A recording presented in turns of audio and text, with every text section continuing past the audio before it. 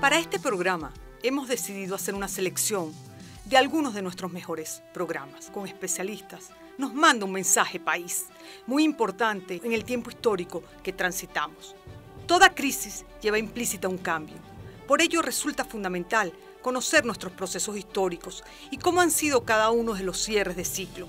Está en nosotros, los ciudadanos, los venezolanos, construir una Venezuela diferente, mejor, y dependerá exclusivamente de nosotros. Una Venezuela de progreso, de desarrollo, de mayor bienestar social para todos los venezolanos. Hoy conversaré con Gustavo Bahamonde, doctor en historia, investigador, escritor, profesor universitario y académico. El tema: Venezuela, democracia y sociedad. Gustavo, bienvenido como siempre. Gracias, María Eugenia. Gracias por estar aquí. En estos tiempos es como muy frecuente escuchar a la gente hablar de crisis en todos los órdenes, en el social, en el político. Pero si uno recuerda parte o toda la historia de Venezuela, ha habido muchos momentos de crisis, y en esos momentos de crisis también la sociedad, las élites intelectuales, políticas o económicas, pero también el pueblo, habla de crisis porque siente la crisis. Eso no es un término nuevo. No, yo siempre he pensado, cuando tú haces una revisión del pasado de la humanidad, no solo de Venezuela, sino de cualquier sociedad, cualquier grupo humano, los grupos humanos es consustancial a su naturaleza, siempre pasan por momentos de transición, momentos de cambio. Y comúnmente esos momentos de cambio han sido definidos como crisis. Crisis es un concepto que ha sido tomado de la ciencia, de las medicinas, para describir ese estado de anomalía, de estado en el cual los organismos o los elementos naturales del cuerpo dejan de funcionar como tal. Y es normal que la sociedad, como tú acabas de decir, María Eugenia, se preocupe y comience a hablar de qué está ocurriendo, porque estamos en esta crisis, a dónde nos va a llevar esta crisis. Una revisión de la historia de Venezuela al voleo nos lleva a 3, 4, 5 procesos históricos de muy similar característica. Unas características muy similares. La época, por ejemplo, posguerra de independencia y antes de la guerra federal. Exacto, ese es un buen ejemplo. Es uno de los primeros casos. Vamos a hablar de Venezuela ya como Estado independiente. Pues el año 1830, el grupo social, el grupo dirigente, ese grupo político que motorizó ese proceso de construcción de un Estado, de una nación, aplicó el modelo más adecuado para la época para adelantar ese proyecto. Ese grupo liderado por Paz, este grupo de próceres de la independencia, hizo un trabajo excelente. Quien revisa ese periodo histórico, pero que a los 16, 17, 18 años ese modelo entró en crisis, entró en contradicción. Ese grupo que José Gil Fortuny lo llamó la oligarquía conservadora, se resquebrajó, se dividió y nos llevó a un proceso terrible en la historia de Venezuela, como lo fue la Guerra Federal, un proceso que duró 5 años. Que arrasó con todo. El país, exactamente, que como toda guerra, más de los efectos materiales de destrucción y de muerte, desarticuló y derrumbó los pilares que constituyen el Estado, lo que constituyen a la nación venezolana. ¿Y cómo terminó ese proceso? Que es algo interesante. Tuvo que haber un pacto, hubo que realizarse un acuerdo entre el postestandarte o el plenipotenciario del mariscal Falcón, comandante de las tropas federales, y el plenipotenciario del presidente Páez, que se reunieron en Coche, que quien busque y lea la historia, el Tratado de Coche, y tuvieron que buscar puntos de encuentro, puntos de coincidencia para poder cerrar ese capítulo y para poder avanzar en unas condiciones mínimas de paz que son las requeridas y necesarias para que cualquier Estado, cualquier nación enrumbe su destino. Si seguimos más adelante, después de la salida del poder de Antonio Guzmán Blanco, el autócrata civilizador, como lo han llamado algunos, después del año 1888, hubo una pugna entre los cabecillas del Partido Liberal Amarillo, todos ellos seguidores de Guzmán, y caímos en otro proceso histórico que fue la revolución legalista, que fue tan terrible como la revolución federal que acabas de comentar. La revolución legalista, en proporción, murió mucho más gente y se destruyeron más bienes y más propiedades que en la guerra federal. El proceso duró un año. En menos tiempo, además. Exacto. Fue cruenta. Y salió como líder de este proceso Joaquín Crespo, figura caudillo militar. Esto ha sido recurrente en la sociedad venezolana, no solo en la sociedad venezolana, sino cuando nosotros repasamos el proceso de evolución de cualquier sociedad del mundo existente, del mundo contemporáneo. Las sociedades pasan necesariamente por procesos, María Eugenia, de cambio de paradigma. Y los cambios de paradigma implican un cambio de modelo. Por supuesto. Y tú sabes que No es fácil el cambio, los seres humanos por naturaleza no somos propensos al cambio. Nos resistimos al cambio. Exacto. Las sociedades siempre terminan generando pactos o acuerdos. Necesariamente. Y eso es lo que da la supervivencia y la reinvención. Sí, porque aquí estamos, hay un principio que surgió después del siglo XVIII, que ha imperado a nivel mundial, cuando se imponen los principios del liberalismo. El liberalismo visto como doctrina, como forma de organización del Estado, como forma de participación política, como forma de asociación, implica un reconocimiento al contrario. Y es difícil que en una sociedad todos piensen iguales. Eso es una utopía. Vamos a robarnos el concepto de Moro, del teólogo británico, inglés. Por eso, en la sociedad contemporánea hay muchos ejemplos, y podemos hablar de varios casos, cuando hay contradicciones, cuando hay confrontaciones, y si pasan por guerras, pasan por dictaduras, necesariamente hay que llegar a un acuerdo para no solo cerrar esos procesos traumáticos socialmente hablando, políticamente hablando, sino para sentar las bases necesarias con las cuales construir el futuro. Menciono dos ejemplos para quienes nos estén escuchando puedan revisarlo. La España después de Franco, Chile después de la dictadura de Pinochet. Claro. Quien revise esos procesos históricos, hubo necesariamente que sentarse. Hay una historia que cuenta en primera persona el rey Juan Carlos de España, que él tuvo que sentarse tanto con sectores franquistas como sectores del Partido Comunista de toda la sociedad española para buscar un consenso y un acuerdo, y se logró. Y vemos lo que ahora es España, una sociedad que cumple 40 años en esta semana, con una constitución, es una potencia a nivel turístico en Europa, y lo mismo en Chile, un caso más cercano al nuestro. Sí. Y lo vimos muy de cerca porque Venezuela recibió muchos inmigrantes chilenos después de esa dictadura. Miles de inmigrantes vinieron a Venezuela, hicieron su vida aquí, consiguieron paz y libertad. Para la salida de Pinochet hubo que haber un consenso, un acuerdo entre todos los grupos políticos y hasta mismos sectores de Pinochet. Y acuerdos en los que muchos no estuvieron de acuerdo y hubo que ceder de lado y lado porque los acuerdos perfectos para todo el mundo no existen. Sí. Yo de joven, yo escuchaba en la universidad, tal persona es brillante porque está en Harvard, está en Princeton, está en Oxford. Ajá. Y yo decía, bueno, pero el profesor que está en el Pedagógico de Caracas, esa maestra que está con 40 niños que tiene que trasladarse 15, 20 kilómetros, no es brillante. Para mí es admirable. Y si uno ve lo que propone la ONU en sus modelos de desarrollo del milenio, reconocen esta labor. Venezuela, por muchas razones, priorizó y le dio preferencia a ese modelo que lo respeto y admiro. Al venezolano, a los compatriotas que han luchado y se han ganado un espacio en el exterior, es meritorio. Pero el que está aquí, afrontando y confrontando y entendiendo y creando modelos para avanzar dentro de nuestra realidad, es un tipo súper meritorio o una mujer brillante.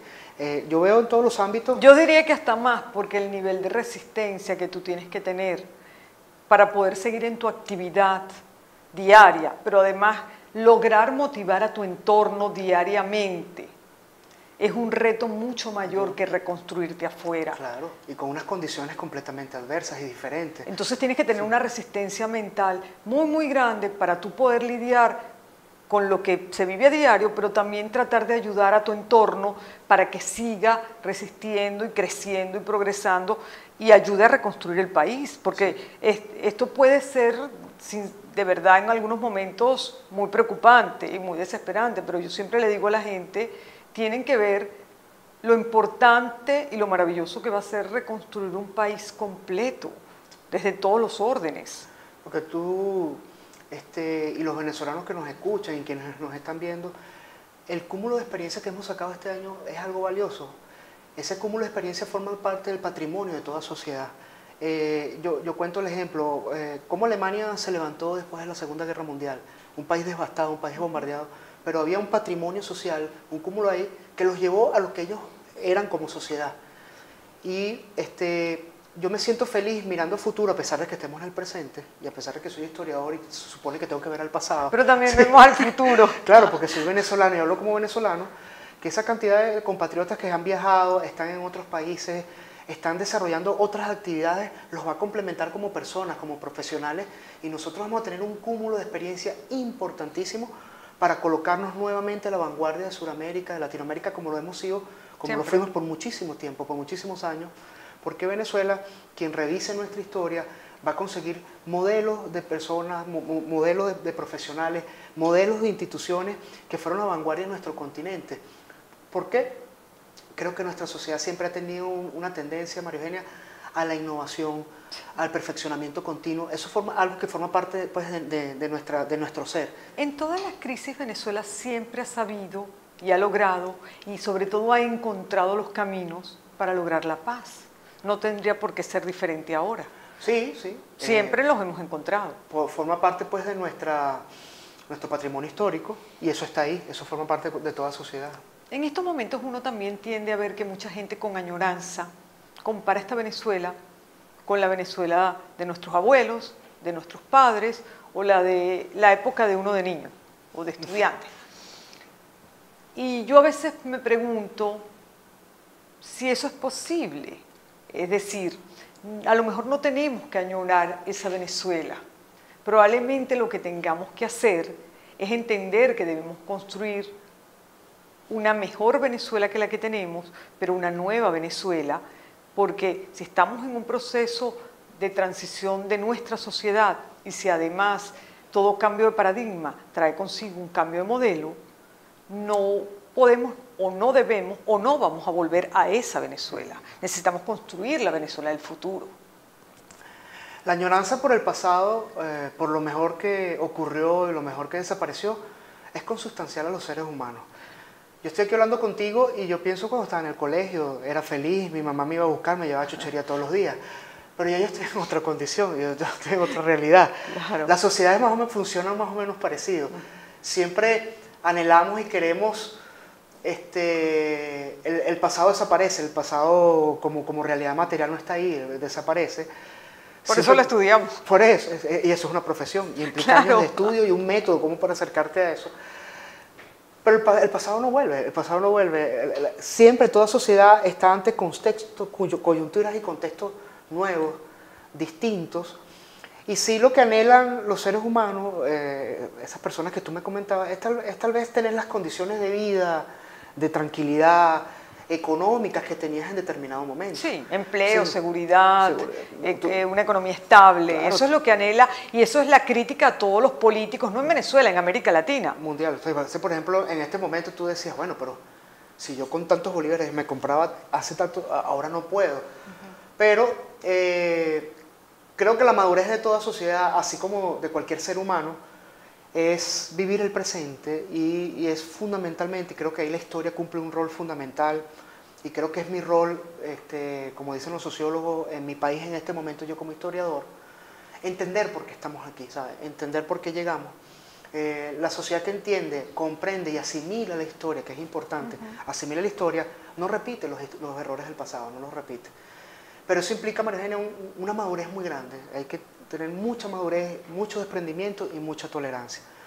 Yo he sufrido mucho, hemos sufrido mucho, pero si revisamos qué del pasado nos llevó a esto, sí, tal vez teníamos un poco más seguridad, no había tanta inflación, pero hubo causas objetivas que llevaron a muchas de estas cosas. Claro, aquí nos tenemos que revisar como sociedad, Por supuesto.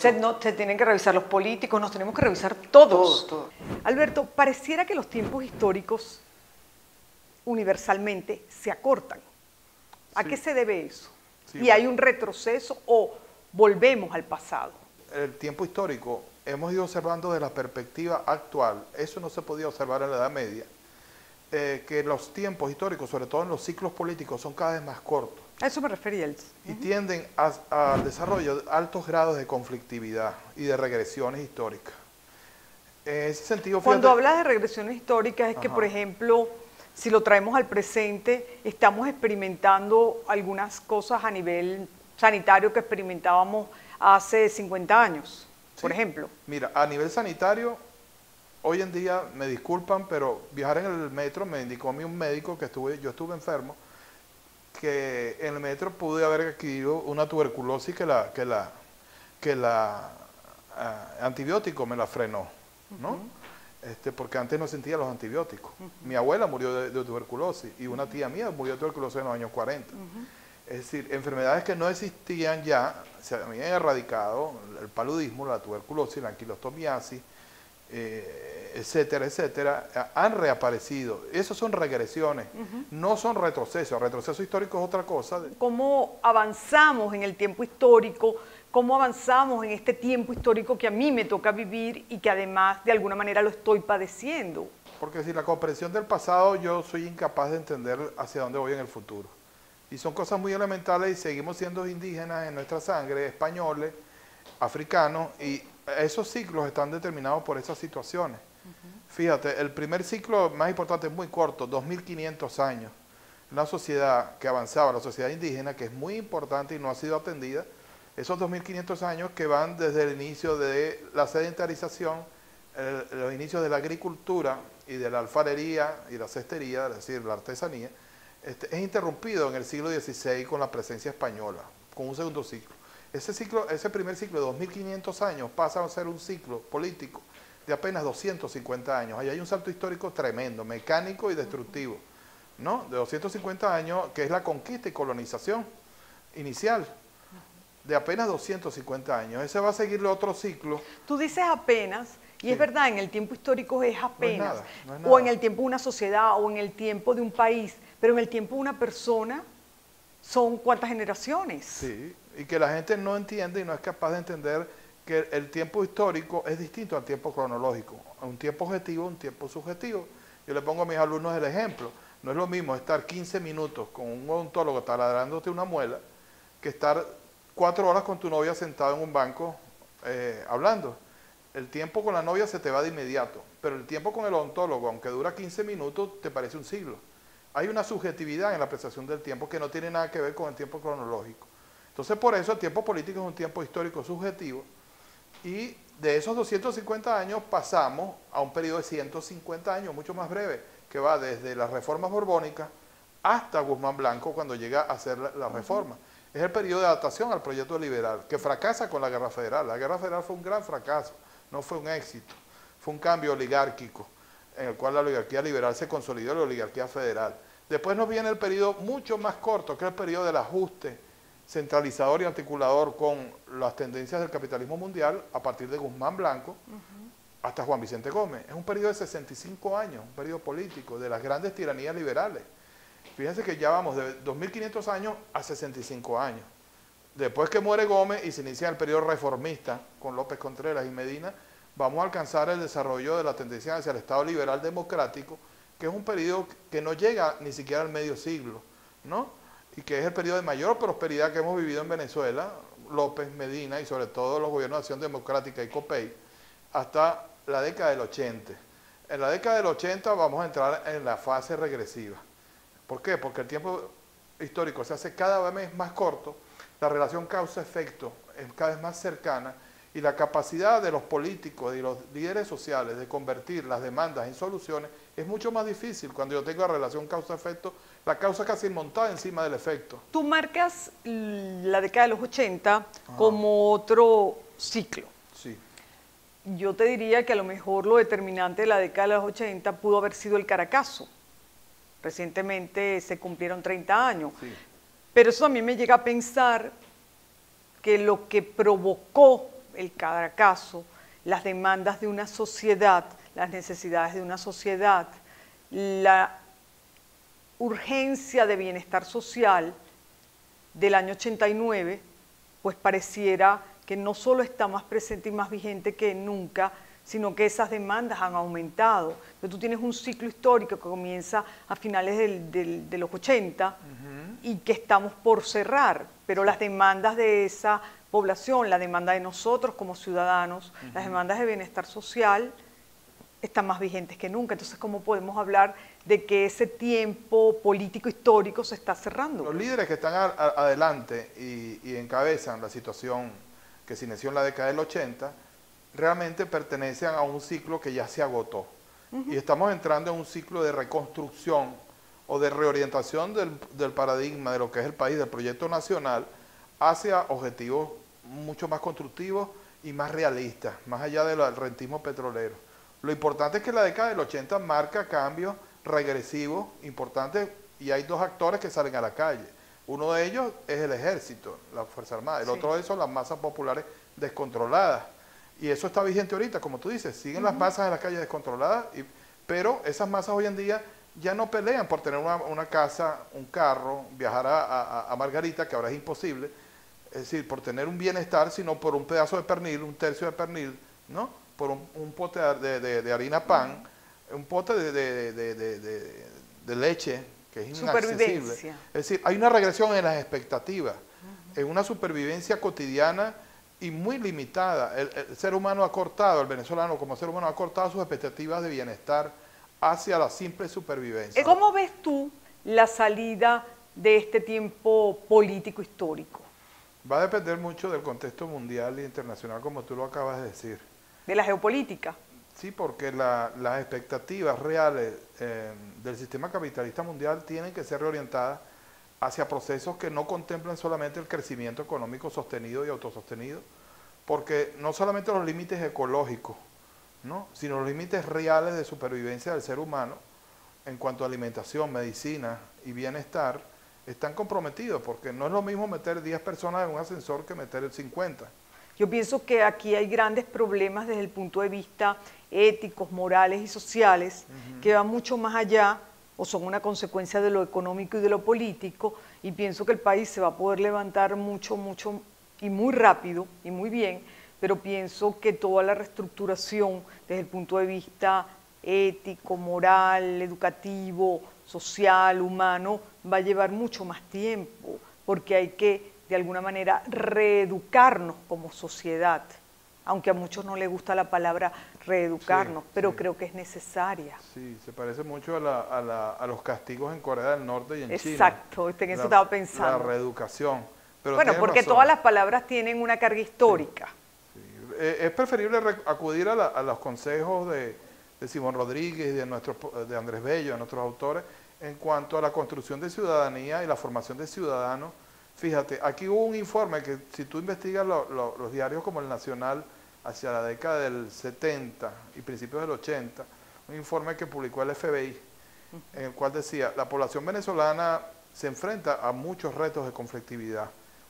Pero uno de los más peligrosos es que la mayor parte de la población está dispuesto a ceder buena parte de su libertad por un bienestar material. Eso lo leíste en los 70, Al principio de los 80, ¿no? justamente Entonces, cuando empezaba la crisis de los 80. la crisis. La gente prefiere el bienestar material que la libertad, puede sacrificar un poco de la libertad, y cuando se abren esas puertas, es lo que pasó en Alemania en los años 30, con los nazis. Y en ese sentido, evidentemente, Alemania sí lo cumplió. Hay que reconocer, con todo lo criminal que fue Hitler, llevó a un país de la postración de la Primera Guerra Mundial a una potencia mundial que retó y estuvo en capacidad de derrotar a la Unión Soviética y a las potencias occidentales si no hubiese sido tan loco el líder, el Führer, ¿no? Aquí, evidentemente, los venezolanos no logramos potenciar un proyecto viable y estable, sacrificando las libertades. Y esas sacrificadas las libertades no es solo producto del régimen después del 98-99. Recuerde usted que la suspensión de garantía después del Caracazo y el protagonismo militar en la administración pública viene del régimen de Carlos Andrés Pérez y del doctor Caldera. Geoestratégicamente y geopolíticamente, todo el Caribe y Venezuela, quizás por eso en este momento estamos en medio de un conflicto geopolítico donde una presea muy importante es Venezuela, ¿no? Claro, y las formas de control centralizada y personalista, como tú lo has dicho, han sido típicas de nuestra región. Sobre todo recuerda la importancia de la Guardia Nacional en Nicaragua, en Cuba, que era un ejército más Guardia Nacional que ejército. Y lo que López Contreras entendió como factor en el año 36 de crear la Guardia Nacional en Venezuela. Venezuela en este momento, todo pareciera indicar que está por finalizar un ciclo histórico. Un ciclo histórico que nos puede llevar, para lo que muchos dicen, a una transición.